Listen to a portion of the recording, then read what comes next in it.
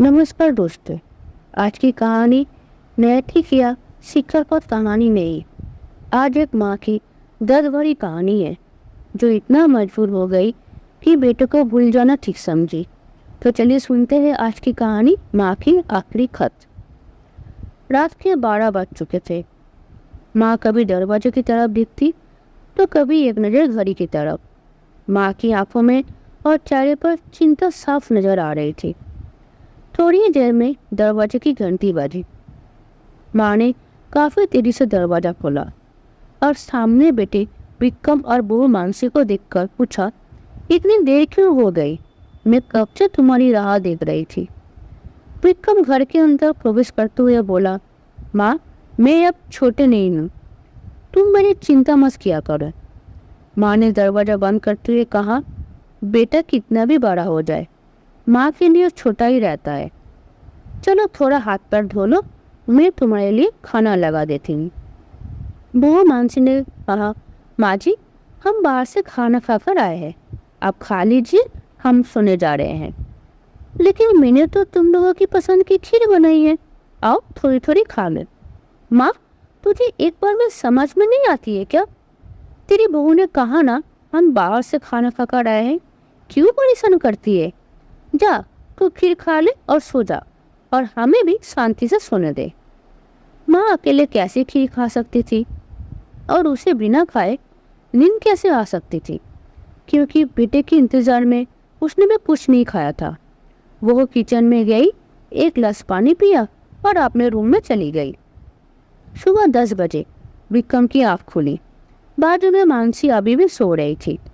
Vikram hall में आया तो लैपटॉप के पास रखी एक चिट्ठी पर उसकी नजर पड़ी। वह चिट्ठी किसकी हो सकती है, ये देखने के लिए उसने चिट्ठी खोलकर पढ़ना शुरू किया। मेरे लाल, तू सोच रहा होगा कि एक ही घर में रहते हुए ये चिट्ठी की। मैं तुम्हें बोलकर भी ये बात बता सकती थी। हाँ बता सकती थी, अगर तू मेरी बात सुनना चाहता तो। एक प्रेस गाड़ी की तरह तू आता है और कुछ ही पलों में निकल जाता है। खैर जाने दो, कल तुम्हारा जन्मदिन था इसलिए मैंने खीर बनाई थी। सोचा कम से कम आज के दिन साथ में बैठकर खाना खाएंगे। मगर मैं ये बात भूल गई थी कि मेरा बेटा बड़ा हो चुका है, तो अपने दोस्तों के साथ पार्टी करके खाना खाकर आया। चलो मुझे इस बात की खुशी हुई, मेरी दवाइयाँ ख़त्म हो गई है।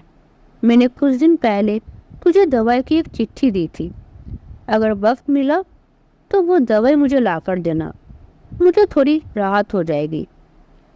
विक्रम को याद आया कि 4-5 दिन पहले माँ ने दवाई की चिट्ठी दी थी।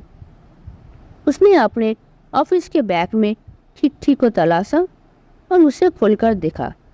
उसमें लिखा था, मुझे ऐसी दवाई ला कर दो जिससे मैं अपने बेटे को भुला सकूं। विक्रम को रियलाइज हुआ कि बहुत बड़ी गलती हो गई है। उसकी आंखें नम हो गई। वो तुरंत अपने माँ के कमरे की तरफ दौड़ा। सबसे पहले उठ जाने वाली माँ आज क्यों नहीं उठी? उसने माँ को उठाने की काफ़ी कोशिश की, लेकिन माँ एक गहरी नींद में सो चुकी थी। विक्रम के पास फुट फुट कर रोने के अलावा और कोई चारा नहीं बचा। अगर कुछ रहा तो वो है माँ का आखिरी खत।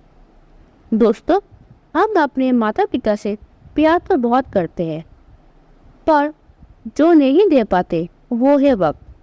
अपने व्यस्त जिंदगी से कुछ समय उनको दीजिए ताकि माता पिता अपने दिल की बात बोल पाए। धन्यवाद।